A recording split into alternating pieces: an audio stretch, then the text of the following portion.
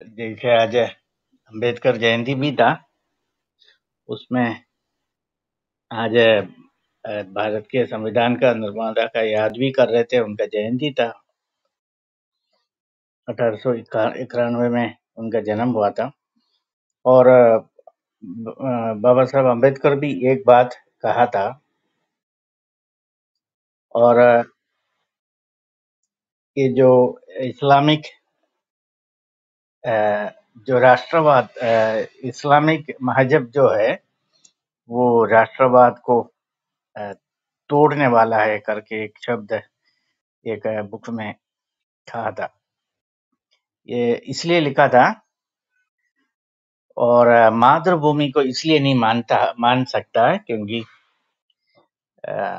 वो अपना जो एक राष्ट्रीय एक विचार उसके अंदर ही है। अपना मातृभूमि को नहीं मानेंगे, जहां इस्लामिक राष्ट्र है उसको मानेंगे। मातृभूमि को पूरी तरीके से वो मान नहीं पाएंगे, उनका विचारधारा ऐसे ही।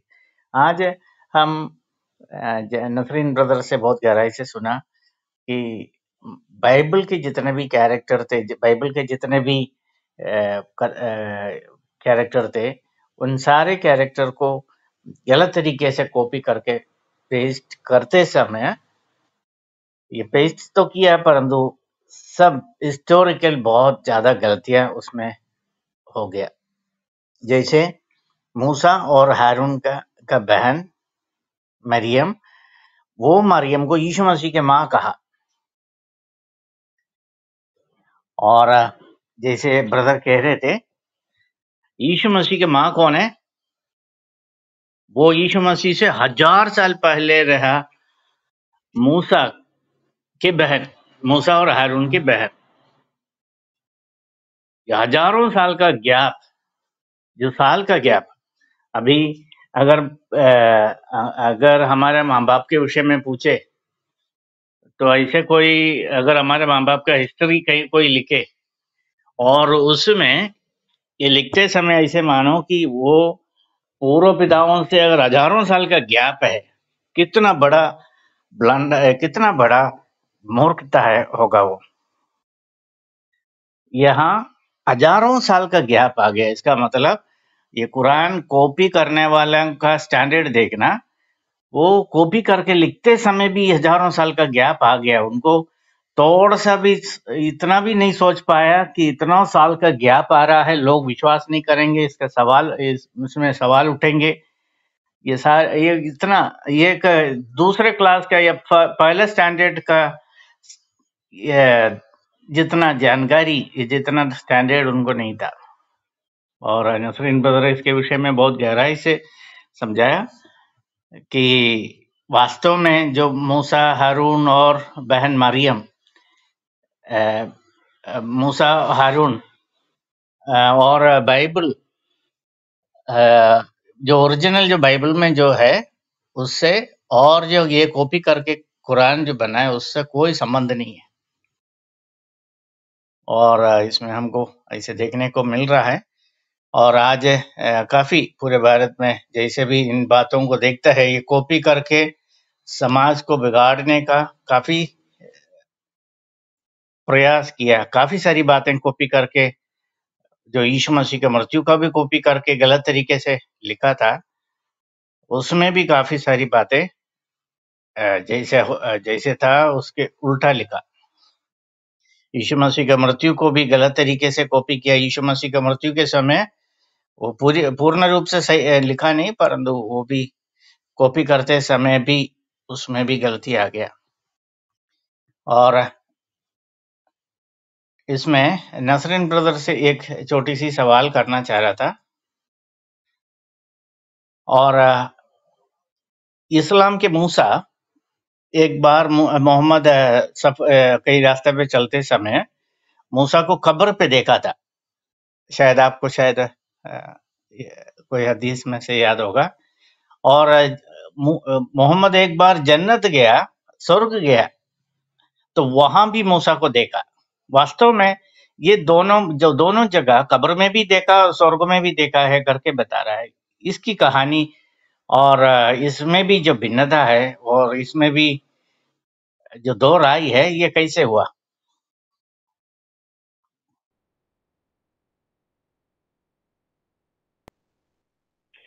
पास्टर जी, जो मोहम्मद ने मूसा को अ, अ, कब्र के पास देखा, ये कॉमेडी कॉमेडी है एक्चुअली। और मतलब कि आपको ये देखने को मिलेगा सुना निसाई 1633 में, सुना निसाई 1633 में, जिसमें ये लिखा हुआ है, it was narrated from Anas that the prophet said, I passed by the grave of Musa and he was praying in the grave. मैं मूसा की कब्र के पास से गया और वो कब्र में मूसा जो है वो दुआ कर रहे थे।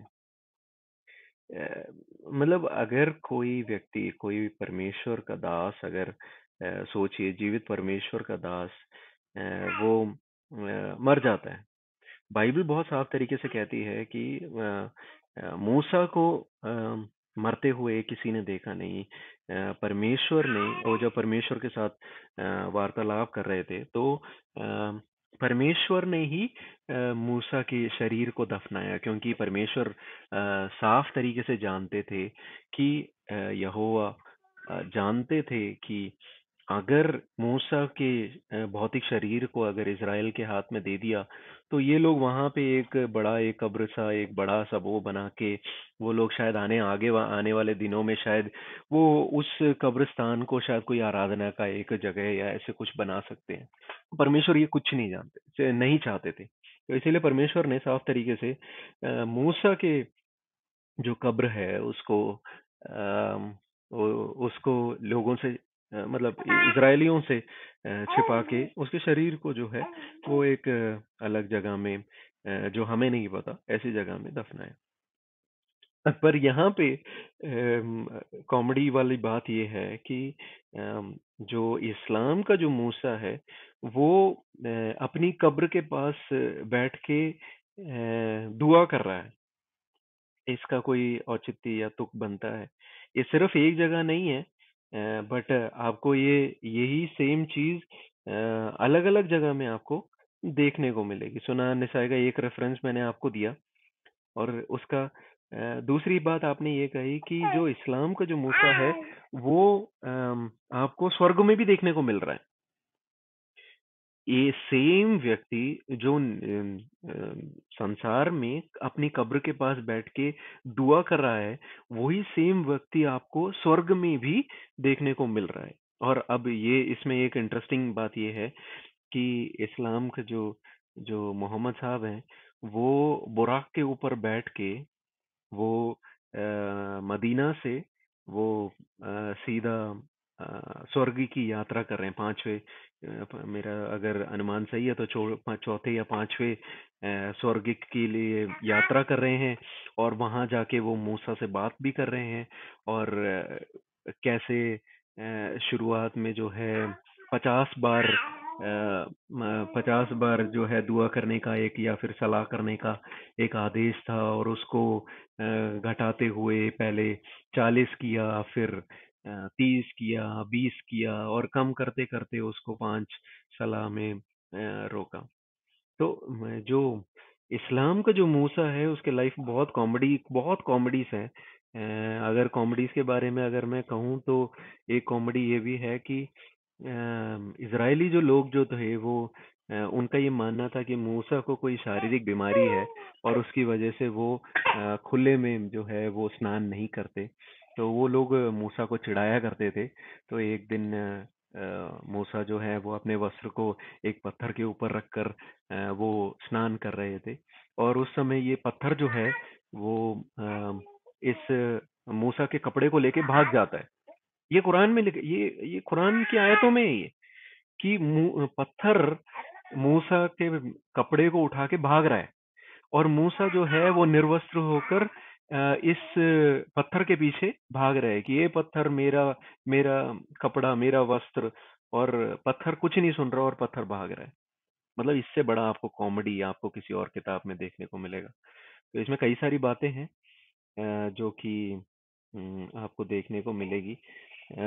इसमें इस जो कथापात्र, जो बाइबल का जो मूसा है, और जो इस्लाम के जो मूसा है, इनका कोई रिलेशनशिप नहीं है। ये सब एक सांकल्पिक एक कदार पात्र ही है।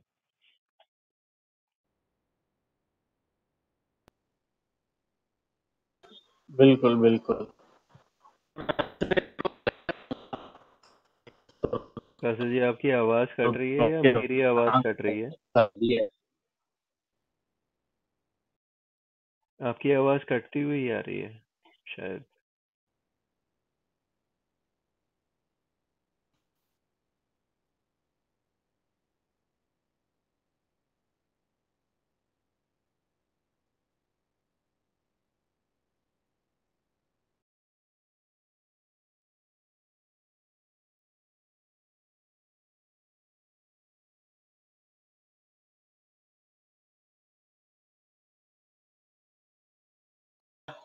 फरिश्ते का महिपाल थप्पड़ सर, मार के आंख खराब कर दिया महिपाल था। सर जी आपकी आपकी आवाज नहीं आ रही थी, आवाज कट रही है।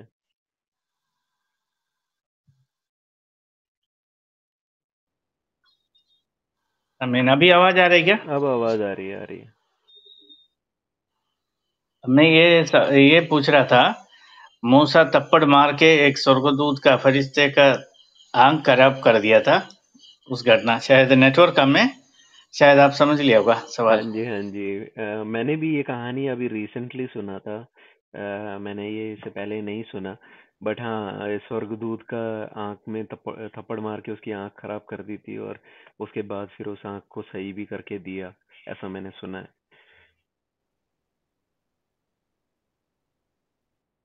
दिक्कत ये भी है कि हम लोग जो है हम लोग समझते हैं कि कई बार हमें भी बचपन से मैं भी यही सुनता आ रहा था कि कई सारी चीजें जो है वो इस्लाम और मसीहत में बिल्कुल सेम सिमिलर है। और ये दोनों रिलीजन्स या दोनों जो व्यवस्थाएं हैं, धर्म जो हैं वो इब्राहिम अब्राहम का व्यवस्था है। बट ये नहीं है, इसमें इसमें बहुत ही अधिक आपको शैतानिक इन्वॉल्वमेंट या शैतानिक ताकतों का इन्वॉल्वमेंट आपको इस्लाम में देखने को मिलेगा।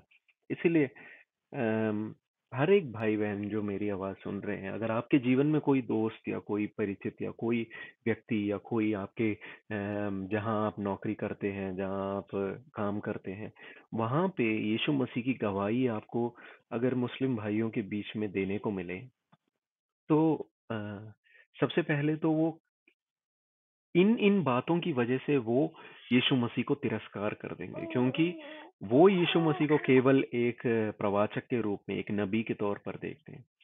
तो हमें हमेशा परमेश्वर का वचन ही कहता है कि आप समय पे और असमय में हमेशा तैयार रहिए, for the reason of your hope. You always be ready to give a answer for the reason of your hope. अपने उद्धार का जो कारण है या आपके जो आशा का जो कारण है, उसके बारे में लोगों को बताने के लिए हमेशा आपको तैयार रहना पड़ेगा। वो हम सिर्फ पवित्र शास्त्र के वचनों से ही नहीं, बल्कि उनका जो विश्वास संहिता जिस पे वो विश्वास करते हैं, उसको अ, उनसे वापस पूछने के लिए भी हमें तैयार रहना बहुत ज़रूरी है। क्योंकि कई बार हमारी तरफ को जो सवाल वापस आएंगे, उन सवालों का अगर हम जवाब नहीं जानते, तो वहाँ पे हमें मुश्किलात आ सकती है। जी बिल्कुल बिल्कुल। और ऐसे हम देखते हैं इस्लाम में कोई चमत्कार, मोहम्मद कोई चमत्कार नहीं किया। अल्लाह कहते हैं तुम इंतजार करो, मैं भी इंतजार करूंगा। अल्लाह भी चमत्कार के इंतजार किया, और कुरान में इसके बाद कोई चमत्कार नहीं हुआ, कोई चमत्कार देखने को नहीं मिला। वो इंतजारी अभी भी 1400 साल से जारी है। और हमको ये ऐसे देखते समय हमको ऐसे लगता है, मूसा जितना इस्लाम की भलाई किया हुआ कोई भी नहीं है। क्योंकि अगर मूसा नहीं होता तो इस्लाम मुसलमान का हालत कस्ता होता, क्योंकि 24 घंटे पूरा कम पड़ता। करीबन 28 घंटा दिन में होना चाहिए था 50 नमाज के लिए। आधा आधा घंटे के हिसाब से अगर 50 नमाज करना है तो भी करीबन 30 घंटा चाहिए एक दिन में। अगर मूसा नहीं होता तो भयानक खतरा पैदा होता। ये मूसा को फिर भी इतना मान्यता इस्लाम क्यों नहीं देता? अल्लाह से भी बड़ा काम किया मूसा। मूसा नहीं होता तो आज कोई आतंकवाद भी नहीं होता शायद। किसी भी प्रकार का आतंकवाद का काम नहीं होता, क्योंकि नमाज से बाहर आने के बाद ही आतंकवाद का काम करेंगे। कोई भी स्कूल भी नहीं जाता, और बहुत भयानक घटना होने वाला था। इस्लाम को इतना बड़ा बचाव करने के बाद भी ये मूसा का प्रचार इतना क्यों नहीं करता है इस्लाम?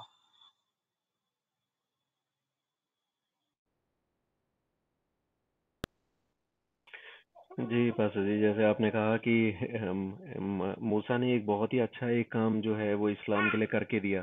सोचिए कि 50 बार अगर निस्कार या फिर सलाह अगर करना पड़ता, तो एक इंसान खाएगा कब, काम कब करेगा?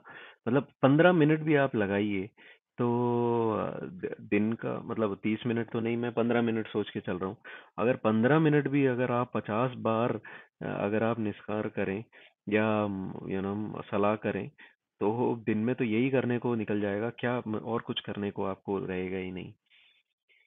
इसीलिए ये बहुत ही महत्वपूर्ण है कि सच्चाई जो है वो लोगों तक पहुंचनी चाहिए। परमेश्वर के वचन जो है वो, पवित्र शास्त्र जो है वो लोगों तक पहुंचना चाहिए। और अभी हम जब ये प्रभु यीशु मसीह के क्रूस को, ये प्रभु यीशु मसीह के मारे जाने को और उनके जी उठने के जो जो दिनों को याद करते हैं, ऐसा नहीं है कि हम सिर्फ इन्हीं दिनों में याद करते हैं, हमें हमेशा याद करते हैं, पर क्योंकि दुनिया में हर जगह इस समय ज्यादा इसके बारे में बात की जाती है, तो जब हम इन दिनों में हैं, तो यीशु मसीह के सुसमाचार जो है वो हमें गांव गांव और लोगों तक पहुंचाना है, और सच्चाई जो है वो लोगों तक पहुंचाना है। और जब सच्चाई लोगों तक पहुंचेगी, तो उनके जीवन में जो अंधकार, जो जो वचनों से या जो इन कुरान की आयतों से जो अंधकार फैला है, उस अंधकार में उनसे जब वापस हम सवाल पूछें, तो वो अंधकार भी दूर हो। लोगों में जो जो गलतियां या जो जो मनों में जो गलत जो चीजें जो सीख के रखी है, वो चीजें भी उनके मन से दूर हो। परमेश्वर का वचन जो है वो सारे अंधकार को दूर करता है। तो हम उस वचन को लोगों तक पहुंचाएंगे, तो जरूर आगे आने वाले दिनों में बहुत सारे लोगों को हम परमेश्वर के लिए हम प्राप्त कर सकते हैं।